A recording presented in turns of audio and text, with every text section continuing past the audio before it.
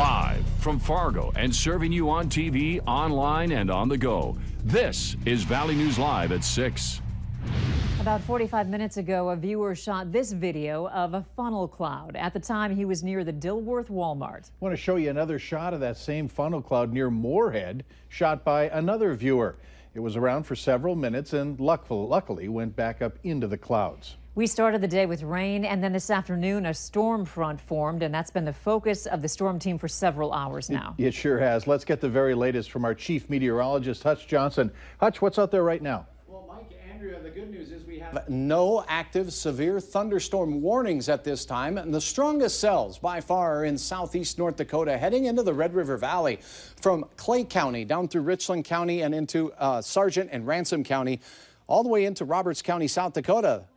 Potent storms are working their way through. Now, if you are in the Bemidji area, Mahnomen, very heavy rain, active lightning, but the hail risk has been pretty minimal throughout the afternoon. And another line of storms passing through our western counties out of central North Dakota. Now, those are, as a matter of fact, the strongest.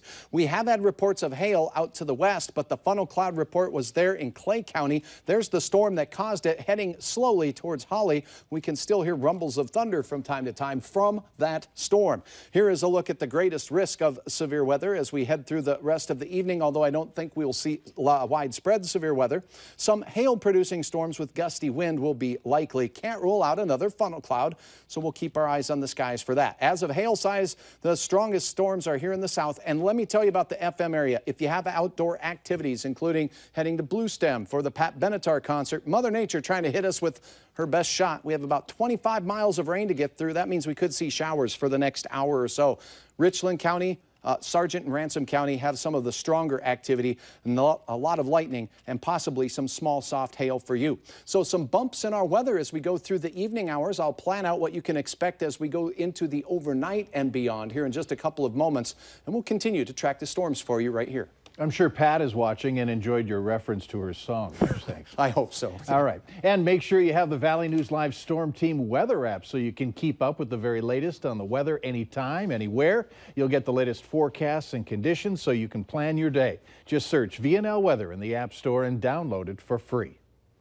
Well, Trump gives me a lot of anxiety. It's scary, but we got to do something.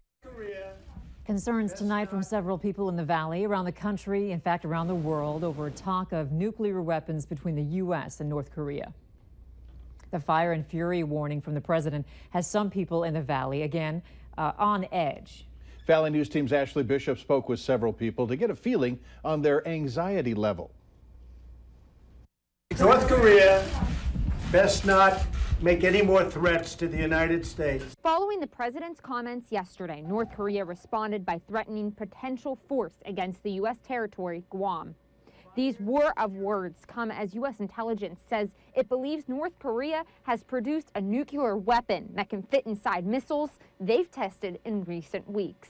He's making decisions for us that's just unhealthy for the whole United States. We got to stand behind the president. John Meyer served in Vietnam and says he is praying we don't go back to war, but understands if we do. It's a tough situation, but they're fighting for us and our freedom. And I like what John McCain said, you know, if you're going to threaten stuff, you better be ready to back it up. And he's not sure if the president's ready, and I have to agree with that.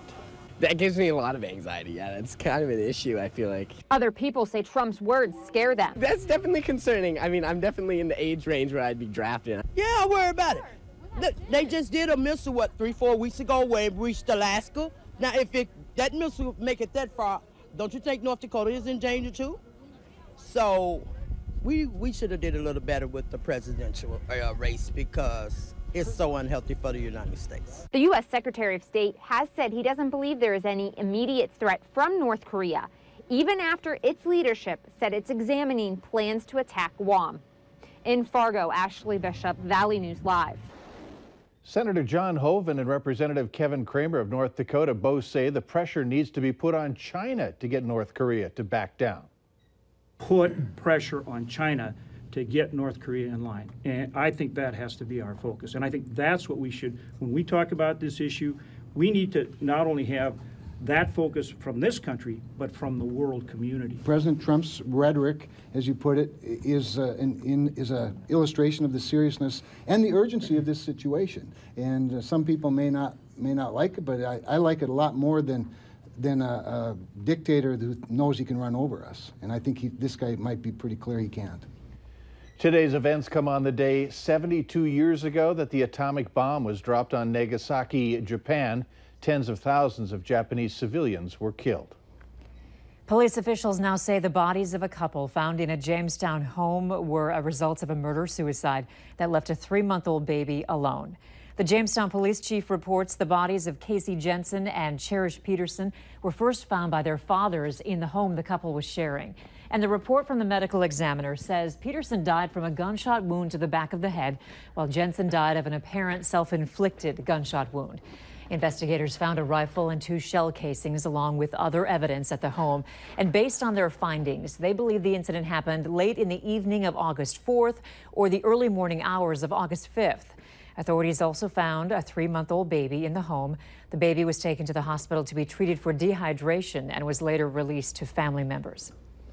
An area police department is asking for your help in finding a missing teen. 15-year-old Jasmine Block is described as white with a tan complexion. She's about 5 feet 1 inch tall, weighs 110 pounds with brown curly hair.